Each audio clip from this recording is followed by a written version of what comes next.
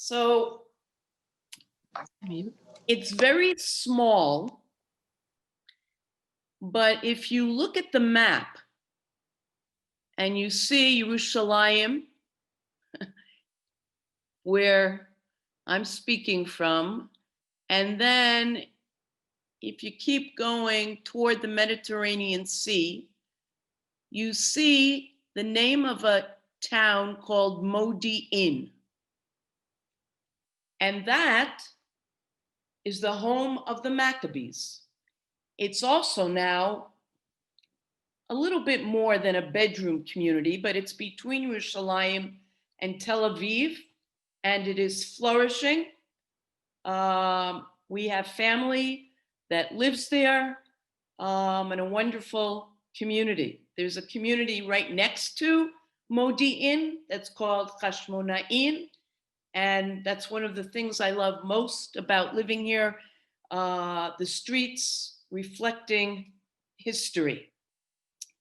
So the Maccabees began their mered, their rebellion in Modi'in, and Matityahu's famous line is, "Those for God come to me." And many followed him. Many had taken a different path, but he received support. But the question is, how do modern Jews see that period of time?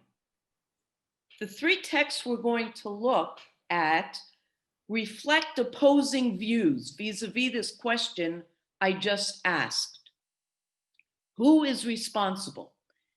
There are those who feel, of course, it's the miracle that God is behind.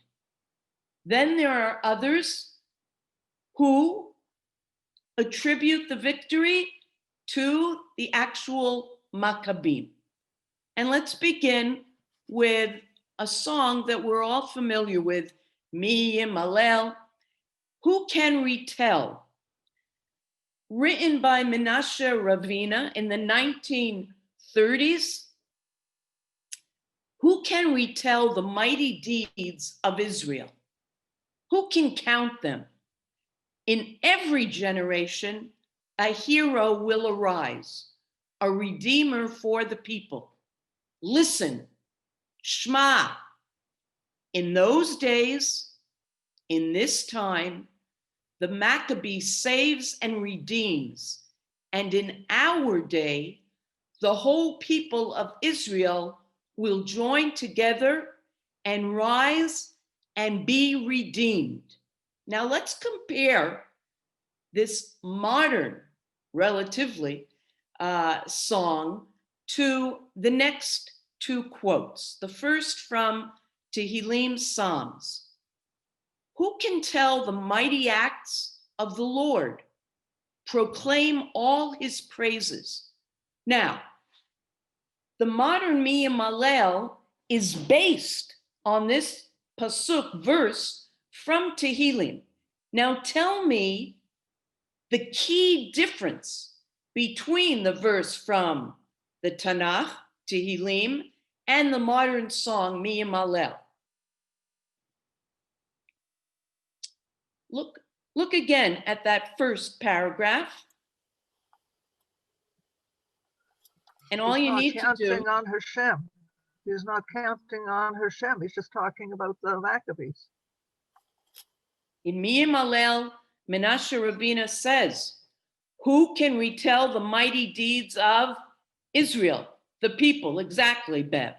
While in Tehillim, it's attributing to God.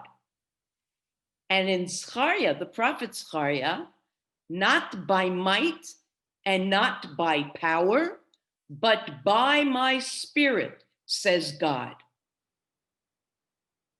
Here, Zechariah is reminding us that God is the source of any victory that we will have, and we would prefer not having to fight physically, but be saved by the Spirit of God.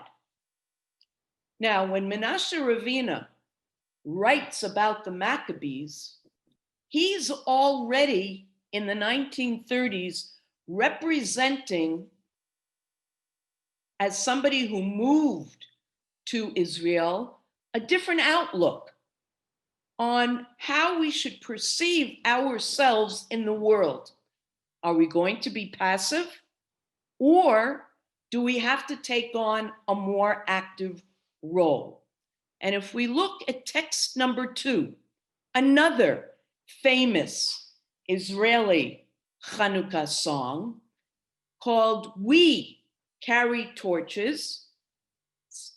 We carry torches in the foggy nights. The paths shine under our feet, and anyone whose heart thirsts for light will lift up his eyes and come to us to the light. He will come. A miracle did not happen for us. Aaron Zev, another Zionist pioneer, we found no container of oil. We walked to the valley and climbed the mountain. We discovered the springs of hidden light. A miracle did not happen for us. We found no container of oil. We quarried in the rock until we bled, and there was light. Now, again, Aaron Zev is focusing on human action. And he's talking about modern day Maccabees, soldiers of our time, but he's referring back to the Hanukkah story. And he's implying that's not what is going to save us. We're not relying, we're not expecting miracles, but it is in our hands. And this has been a very prominent philosophy since the Shoah, especially. One of my favorite stories, written by Aharon Meged, is called The Name. And very briefly, it's a story everyone should read, beautifully written and quite a message. Very succinctly,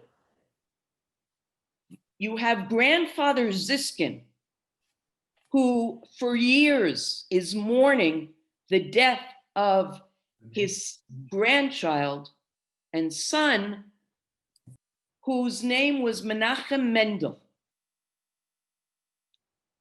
And every day he will go up, take out from a storage place a tube that has a text about this 13-year-old who had died.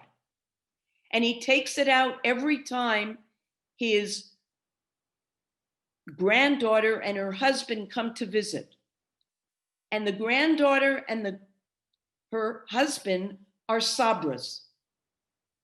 And it takes all that they have to allow him to day after day talk about this Menachem Mendel. Well, lo and behold, she becomes pregnant. And the discussion is, of course, grandfather Ziskin expects that they will name the child after Menachem Mendel. And they will hear nothing of this. Nothing of this. Because that name reeks of weakness. I'm not going to give away the end of the story. But this was an attitude. Sabras were embarrassed. They couldn't imagine that we could have existed and let that happen to us. They weren't there. They didn't understand. Just as this attitude of us being unfamiliar with being active militarily was very foreign to us as people who lived in exile. It took a lot to get used to it. Now, Rav Benny Lau, a very, very popular, I hate to say progressive rabbi, but it is. He's an Orthodox halachic Jew with an open mind. And he talks to these two views. There is bravery that relies on the cruse of oil tradition, the tradition of that ancient, stubborn Judaism. Now, stubborn, I see that in a good sense, which continues to light candles year after year, indifferent to the exigencies of time. Even in the deepest darkness, the Jew can find the small jug of oil. This is the power of survival. But then there is also, Rav Lau says, bravery which draws on the Hashmonean tradition of fighting and the celebration of independence.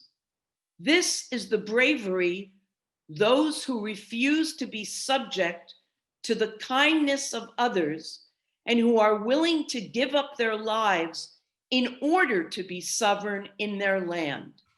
This is an active bravery, driven by the sense of an earthly mission. Now, can these two, please mute yourself. Right? Yeah, you can get it from the site of your synagogue, like their website. You can also Please mute yourself. The question is, can these two different views have to be exclusive? Can they not meet? I want to know how you read this also popular Hanukkah song. Banu choshech legaresh. We have come to cast out, to expel darkness. We have come to cast out darkness. In our hands are light and fire. Each one of us is a small light. All of us are a powerful light. The orange is much brighter than the yellow, right? Wasn't that creative? Turn back darkness. Surad choshech. Turn back dark. Turn back from before the light. Now, what do you make of Sarah Levi Taneh's Israeli Hanukkah song? What message is she giving?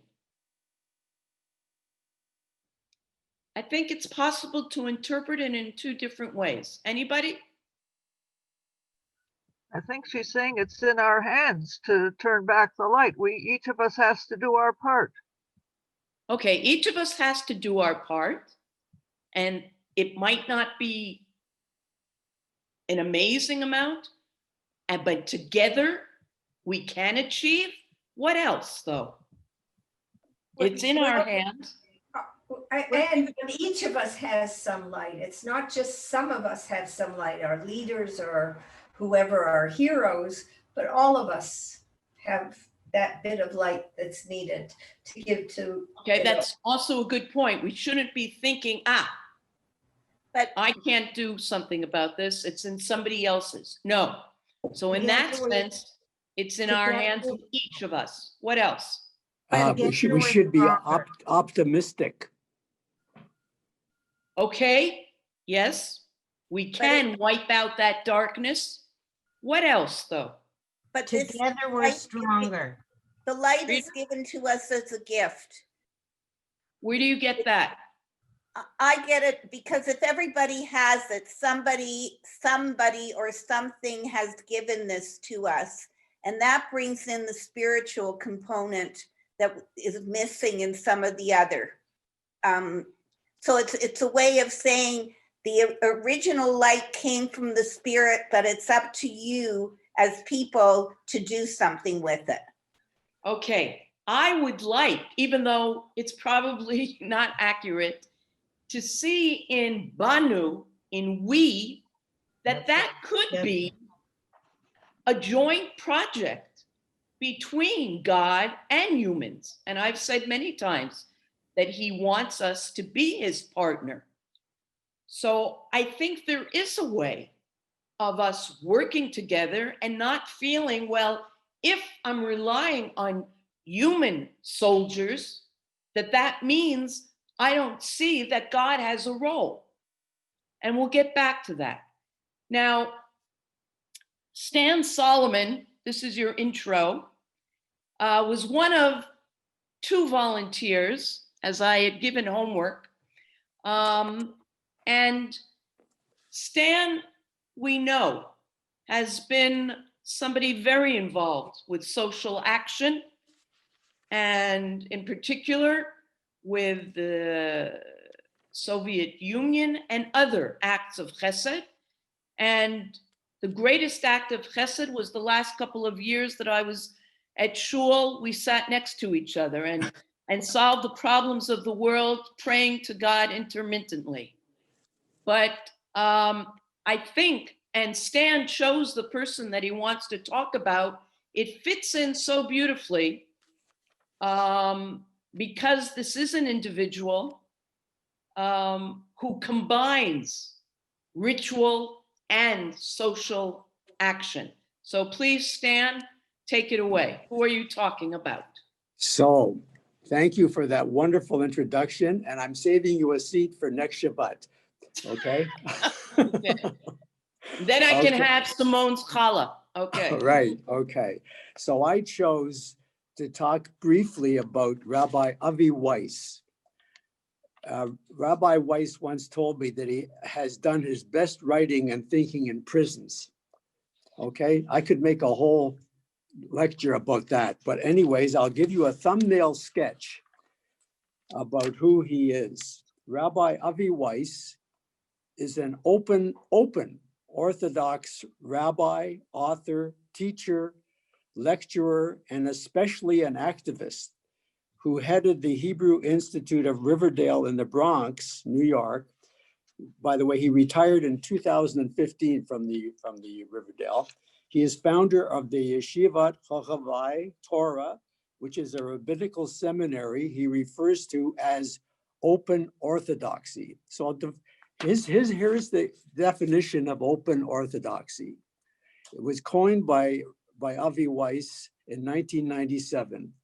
It's a part of modern Orthodox Judaism with increased emphasis on intellectual openness, spiritual dimensions, a broad concern for all Jews, and a more expansive role for women.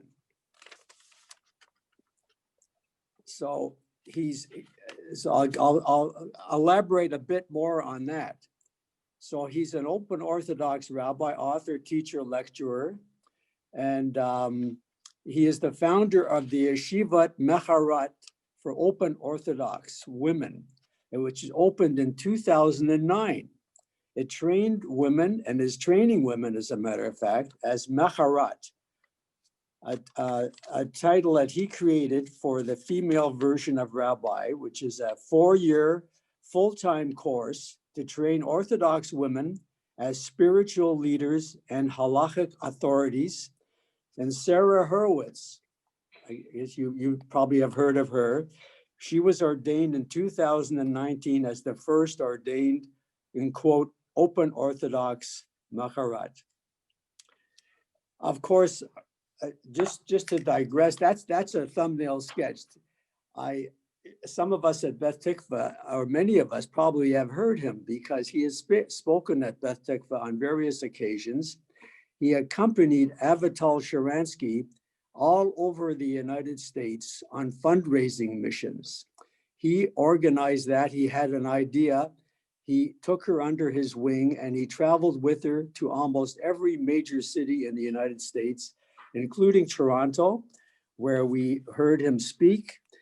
he came to Beth Tikva, he prayed at Beth Tikva, he sat in our sanctuary, and he didn't worry about women being that close to him to sit in the sanctuary. When he got back to New York, he got a lot of flack, to put it mildly. And the other occasion that I should mention briefly, because I don't want to take your time up, It's okay. was in Geneva, Switzerland, when Gorbachev and Ronald Reagan were there to discuss relationships, etc. Rabbi Weiss organized a sit-in in the Aeroflot Russian tourist office, and I saw him walk in with others, with Moshe Ronen and some Soviet dissidents who had just gotten out of jail about a year earlier. And they went up to the counter and they say, "We want to purchase tickets to get Natan Sharansky out to come to Israel." And of course, they were refused, and they were told to leave. And they say, "We're not leaving." And they sat on the floor, they put on their tallis, they brought out prayer books from a bag, and they started to pray. Eventually, just to make a long story short, they were arrested, the police were called. Avi Weiss it went through a horrible situation, which he outlines in his book, Open Up the Iron Door. He was strip searched. It was awful. Anyways, that's one of the examples of him saying that he does his best work in prison, because he went all over the place petitioning for people who were in trouble, and including Jonathan Pollard as well, trying to get him out of prison. So here you have an activist, open Orthodox rabbi who exemplifies everything. And when you meet him and talk with him, he is the mildest, most sincere, traditional person to speak with. And he's very, very, he's just a mensch in many ways. Thank you. Thank you, Stan. And interesting, my next series about prayer, he is one of the educators and philosophies of prayer that I will be discussing. So as we say, he is a combination of trying legaresh et hachoshech, to expel the darkness through his social action and his advocacy and spirituality. Our next modern Maccabee is a woman named Sivan Yari. Anybody know her? She is CEO of what started Heart for Africa, Jewish Heart for Africa. See, she was born in France, raised in Israel, educated in the United States, now 42, is best known for her work in rural Africa, where she has been instrumental in using Israeli technology to bring clean water, solar power, and electricity to an estimated 1 million people living in 300 villages across the continent. The vehicle for that work is Innovation Africa. Interesting. They changed the name because many in Africa, when they heard Jewish Heart for Africa, thought that they were coming looking to convert them. No, they were, as the Maccabees were, trying, I'm stretching it a little, to bring literally light to these communities. Now, I have sent the PDF of what you're seeing now so that you can get it from Doris, because I don't want to take the time to read all this information. But in a moment, we're going to look at a video that I'm going to share, a little clip. But I want us, she explains technical ways that they go about this, but somebody who interviewed her asked, how do Jewish values guide your work? There are verses from Genesis that keep me going. God promised Abraham, I will make you a great nation. You will be a blessing, and through your descendants, all the families on the earth will be blessed. I think that if you take a step back and look at Israel, such a small country with so much innovation, God has something to do with it. So there we have the union. I believe it is all part of the greater plan. Only now, by sharing Israeli innovation, can we truly fulfill our destiny of being a blessing by helping all the families on earth. And she goes on. I'm going to try, hopefully I'll succeed. I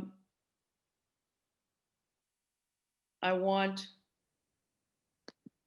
they have not stopped their work during Corona, feeling that they absolutely are in need of their help, especially during this time.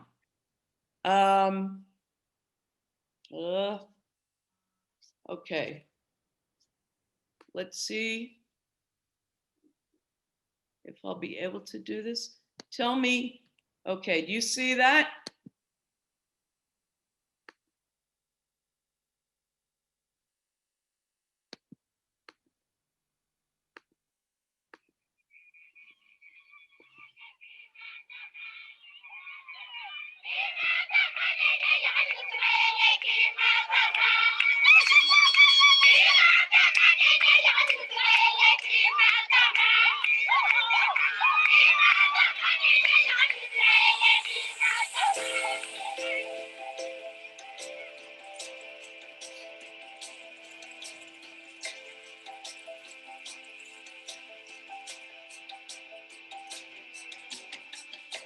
Innovation Africa was funded 9 years ago with a very simple mission, which is to bring Israeli solar technologies to transform schools, medical centers, and most importantly, to pump water. We are operating in 7 African countries, and we have so far installed solar technology in over 100 villages. The reason why Africa is still in poverty is because of the lack of energy. Because there is no energy, people are still searching for water because there is no energy to pump water. People do not have access to vaccines and medicines because there is no electricity in medical centers. And because there is no energy, people cannot get good education. Yes, And yet, that's a when problem. you look at the sun, there is so much energy, so much potential. And if we could just harness the energy from the sun, we can change it. We've been using solar energy since the creation of Israel. Almost on every building, there are solar panels. And what we are doing at Innovation Africa, it's simply by bringing the same technologies, simple technologies, to make a change here in the villages. Are you ready to have clean water? Yay!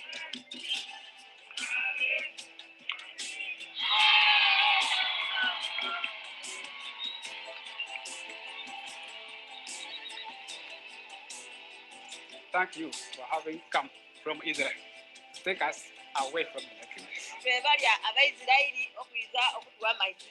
Thank you very much for the clean water. You are our fathers and mothers from Israel. Because today Israel is a strong country, because of everything that has been invented, I feel it's our responsibility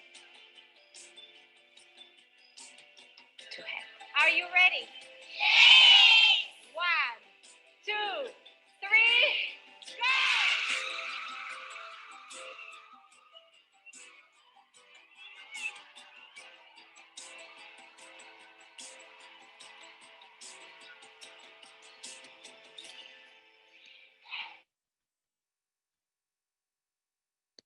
It was a pleasure for me to watch your faces as you were watching that. She's quite a woman.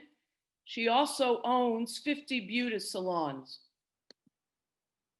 So I'd say she's well-rounded. Okay, now remember that we are talking about living today in the footsteps of the Maccabees, continuing in their ways with our new ways. Now, what do I mean by that? Rabbi Adam Raskin from Maryland, I believe, says the following in talking about the Maccabees in ancient times. The Maccabees understood the Torah as an organic instrument rather than as a closed canon. It's written, it's finished. No. Loyalty to that Torah meant delving deeply into its texture, interpreting mitzvot for new and emerging circumstances. Remember, we talked last time, or the first time even, about the group who were stubborn and would not defend themselves because it was Shabbos. And Matityahu and his family and the others said, we can't. That's not what God wants.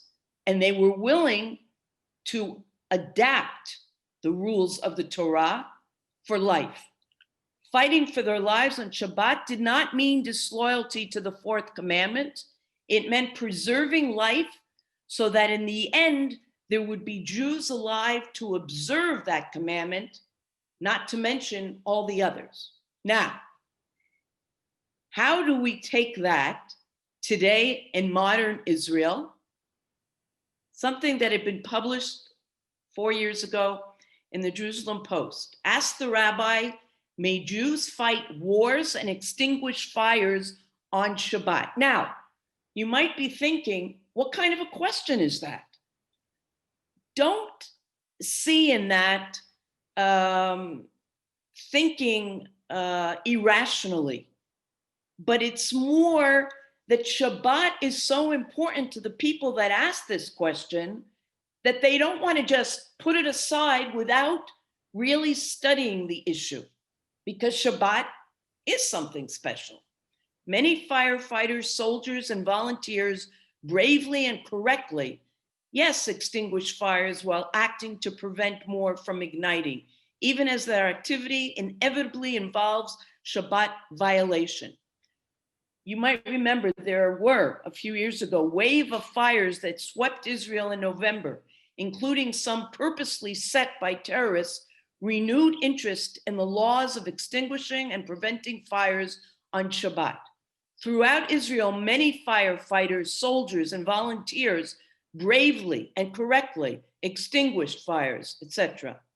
Another significant dispensation, already declared in Talmudic times, allowed for fighters to return home with their weapons on Shabbat, even after the threat had passed, and in spite of the prohibitions against traveling outside of one's territory. You have a soldier, he can go home for Shabbat? Yes, let him go. And carrying objects, normally you don't carry on Shabbat, but they said, let the chayal go home. These dispensations were declared to ensure that fighters would not be caught unprepared if the threat suddenly reappeared, and also to prevent them from thinking twice about leaving their homes and becoming stuck for the duration of Shabbat.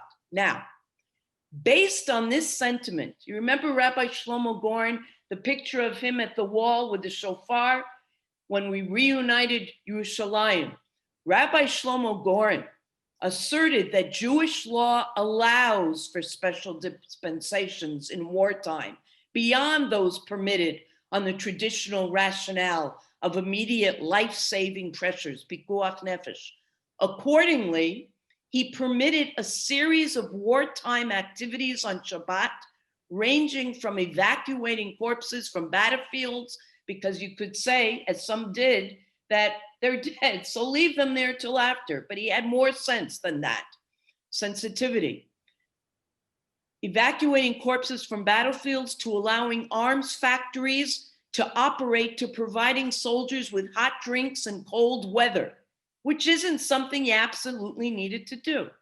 While scholars continue to debate the scope of Shabbat desecration permitted for soldiers in non-life-threatening situations, the broader trend asserts that we do not allow Shabbat observance to hinder our security. So, another instance of us keeping in the footsteps of the Maccabees, who were much more than physically fighting, but the fact that they realized that they had to think through what God wanted. Are we meant to be passive and just lie down and die? No. So in the same way, Israel, in order to keep Shabbat, has been very creative. I won't go into it now, but look up all the studies that have been done and the responsa about how to be on a kibbutz and want to keep Shabbat, but still milk the cow. You can't let the cow suffer, but you want to keep Shabbat, but you also, if you're sovereign, you can't ask a non-Jew to do it for you. Okay, now, I'd like us now to, and I'm going to turn to Bev in a moment. How can we not mention Chana Senesh? We know who was born in Budapest, Hungary, and as a high school student, faced anti-Semitism and decided to come to Palestine. And then when in Palestine, she was asked by some friends if she would join in the paratroopers going back to Yugoslavia, trying to save not just families, but the wider community. And she took time to think about it because she was led to believe this would be a suicide mission. We know that she went, and unfortunately she was caught. And maybe that's where she was most heroic, that when she was caught, she would not give them the information she was being told to give, despite her suffering. They bring in her mother, and for 3 months, they said, you don't give it to us, we're going to kill your mother. She apologizes to her mother, feeling that her mother understood why she couldn't. And just short of her 23rd birthday, Chana was executed. She wrote, Ashrei Hagafrur, happy is the match. Now compare this match with the Shamish. Happy is the match, and she's talking about herself, that was consumed in igniting the flame. Happy is the flame that burned in the depths of those hearts. Happy are the hearts that knew how to stop beating for the sake of honor. Happy is the match that was consumed in igniting the flame. A shamash lights the other candles, but its flame doesn't diminish. This match was willing to let herself be consumed. She's buried on Har Herzl, and without a doubt is an inspiration to generations who have grown up in this country, and I believe in North America and Europe as well. Now, to speak of another person from this horrific period of time, I call on Bev Birkin, who has a kind of indirect membership with our shul for years. A dear friend of mine, we worked together at Associated, and she is busier now as she is retired and mostly volunteering and is responsible with the Azrieli Foundation for writing memoirs of several Holocaust survivors. And she chose to speak about another activist, but an activist perhaps a little different from Avi Weiss and certainly from Chana Senesh. Bev, please, if you will. Okay. Well, when we cannot respond with armed combat, we turn to spiritual resistance. Emanuel Ringelblum was a leader of this form of resistance before and during the imprisonment of the Jews in the Warsaw Ghetto and elsewhere. Emanuel Ringelblum engaged in many different activities and occupations to bring help to the Jews of Poland and specifically Warsaw. He's best known as a historian of Polish Jewry, but he was also a relief worker, political activist, and organizer of clandestine Oyneg Shabbos archives. He played a major role in cultural activities of the left Polei Zion after the party split. He was committed to Jewish culture and was a strong Yiddishist.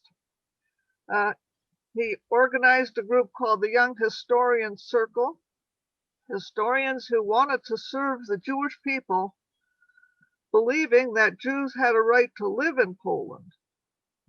And the historians encouraged the masses of people to know their history. As a believer in history, he joined with YIVO in their historical section in 1925. After completing his thesis, looking for work, he became a teacher in a girls' religious school, teaching history and Hebrew to the youth. But then in 1932, he was called upon by the American Joint Distribution Committee learned about how self-help can provide economic assistance and moral support to Polish Jews who were fighting discrimination and pogroms. Then in 1938, Joint sent him to give direct assistance to the Polish Jews who were stranded in Zabaszyn, which is a town on the border between Poland and Germany, where the Polish Jews who had been expelled from Germany were amassed. There were about 9,000 Jews there, and he witnessed the brutality of the Nazis at that time. Once the war started, Ringelblum organized relief for the Jews in the Warsaw Ghetto through Island Health, which was a self-help organization. And he hired Jewish intelligentsia and the cultural elite, and he used it as a base for the Oyneg Shabbos archive, the secret archive that he founded in November of 1940. Now, once the exterminations began, the goal was to document and chronicle the daily life of the Jews in the ghetto, the erosion of their quality of life, starvation, disease, death. But he also encouraged the continuing cultural events, lectures, plays, concerts, soup kitchens, and medical education. It was amazing to learn that they actually had a medical school inside the Warsaw Ghetto.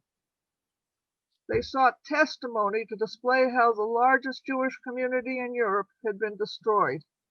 He had many people helping him, writers, scientists, artists, ordinary people, youth, and even children. But most of the inhabitants of the ghetto knew nothing about the archives because of the secrecy surrounding it.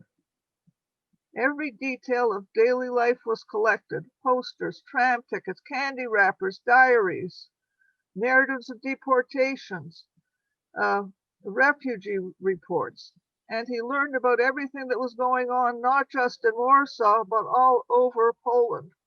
And there were special reports about the concentration camps of Treblinka and Chełmno. He himself listened and observed, and then in the evening wrote whatever he could, and then made his own comments. Now, the Oyneg Shabbos archive was hidden in 3 stages. 2 of the sections were uncovered in 1946 and in 1950. From approximately 35 documents that came to light, 25,000 sheets were preserved and provide details. In 1942, some of those documents reached Britain and the Polish government in exile. The offices of that self-help organization, which was tolerated by the Nazis, today houses the Ringelblum Archive, which is named after him. After escaping to the Aryan side of the ghetto, his wife, young son, and 34 other Jews were housed in a bunker. They were betrayed, arrested on March 7th, 1944, and all were murdered. But the legacy of the Oneg Shabbos Archive testifies to the atrocities committed by the Germans and their collaborators. And without that archive or knowledge of the detailed horrors, as well as the Masim Tovim, the spiritual attempts to carry on life in spite of everything, would be lost. So we respect and honor Emanuel Ringelblum as a heroic scholar and a modern day Maccabee. Thank you, Bev. So we have talked of different types of resistance. You cannot talk about, though, the modern day Maccabee without talking about the military aspect. You might remember Roe Klein, Zichrono Livracha, who made a choice in a moment. The choice he made, it's clear that it was in his gut. At the age of 25, in 2000, Roe got married to Sarah. They had 2 boys. At the start of 2006, he was called back to the army. And again, you can read in detail if you'll ask to have this sent to you. He was in the Battle of Bin Jibel. A hand grenade was thrown over the wall that was between Hezbollah militants and Klein and his men. He jumped on the live grenade to save his fellow soldiers. Before he jumped, he managed to hand over his communication device to a different soldier. And one of his comrades, who was interviewed later, says it was like in Agadah, the legend of Rabbi Akiva. For we know that Rabbi Akiva, persecuted by the Romans, yet another enemy, died with Shema Yisrael on his lips. And he said, as Roe was killed by that grenade to protect him and his other comrades, he cried out, Shema Yisrael. I want to ask you, if you were Roe's wife or his 2 boys grown up now, and you had the opportunity to speak to Roe or to write him a letter, what do you think you would say as the wife who lost her young love, or as 2 children who went through life without their father? Anybody? What would you write in that letter to them, to him?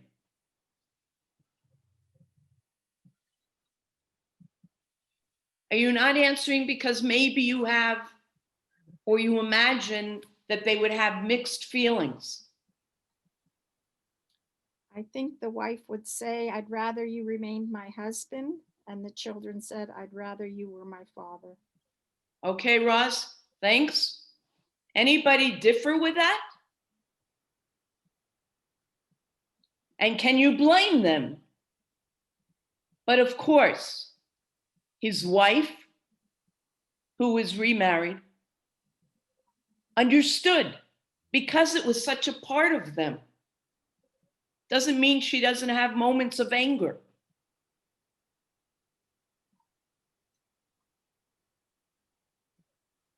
It was a part of him.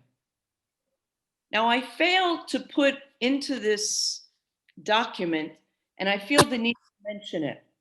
When we talk about soldiers, there's a phenomenon that has become rather popular of the lone soldier, Chayal Boded. Now, you have two types. You have those who come, do not have immediate family here, and are taken care of, and then they stay. Their intent is to stay. Then you also have lone soldiers who aren't necessarily going to stay, but are going to go back to their community outside of Israel, but they feel they want to give their 3 years. You know, the family that Bachi and I would go to Pesach time every year, one of their nephews just completed that.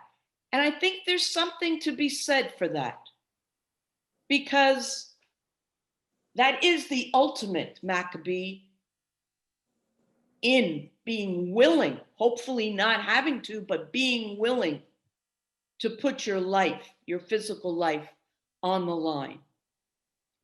Now, I would conclude with, you should recognize a few people, if not the woman in that picture, Nitzana Darshan Leitner, an incredible woman.